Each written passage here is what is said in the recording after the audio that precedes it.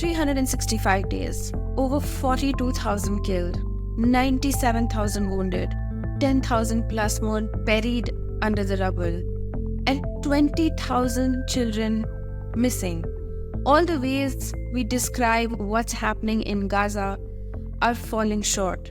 1 year later, this war is stretching across Western Asia. Israel, armed and supported by the United States, is bombing Lebanon, Yemen, and Syria amid fears of a broader war with Iran, whose proxy militias, the Hezbollah and the Houthis, are hitting Israel back. The economic and geopolitical consequences of this are global, but there is no sign of a ceasefire. A truce with Hamas no longer seems to be a priority, and Israel's original goal to destroy the Palestinian militant group hasn't succeeded a year on. Exactly 1 year ago, on October 7th, Hamas attacked Israel. Over 4,000 rockets, ground assault, paragliders crossing the heavily guarded border. 1,139 Israelis were killed, over 8,700 were wounded. Civilians were hit hard, particularly near border towns. Reports of sexual assault surfaced. But this did not happen in a vacuum. Hamas's attack followed several decades of Israel's occupation of Palestinian territories, which remains the core issue in the broader conflict. But also an increase in Israeli secular violence, raids on the Al-Aqsa Mosque, and growing Arab-Israeli ties brokered by the US over the last 2 years.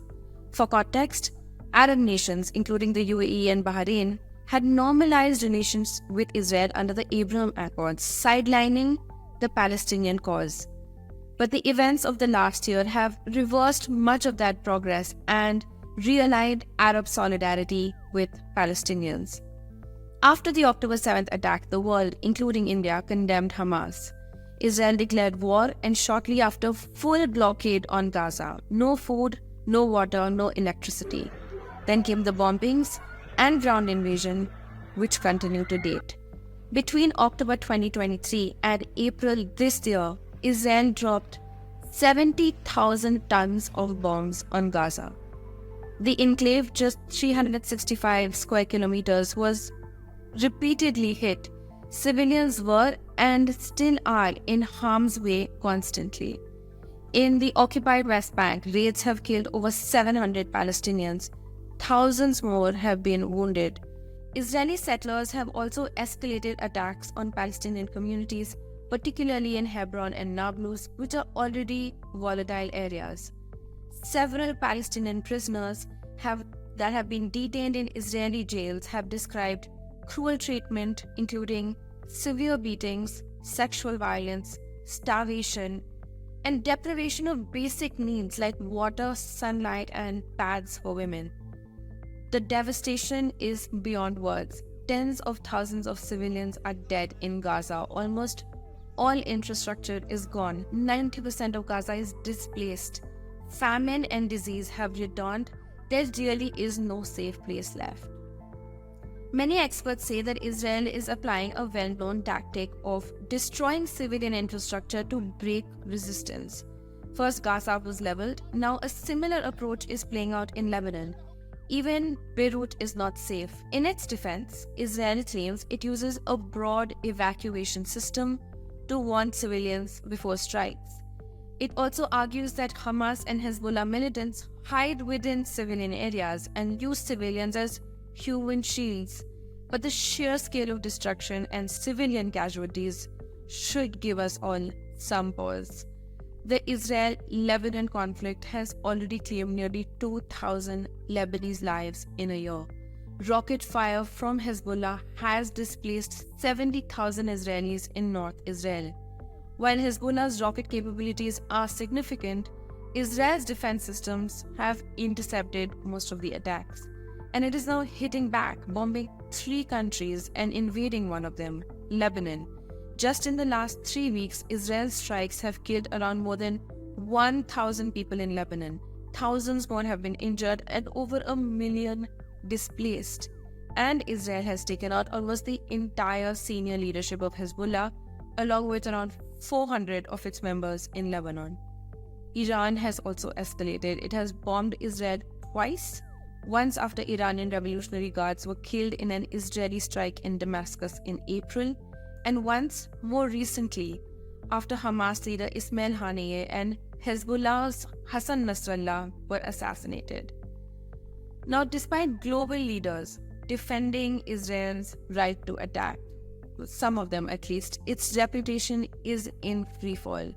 A US State Department memo claimed that Israel was, quote, facing major, possibly generational damage to their reputation, unquote, over its bombing of Gaza.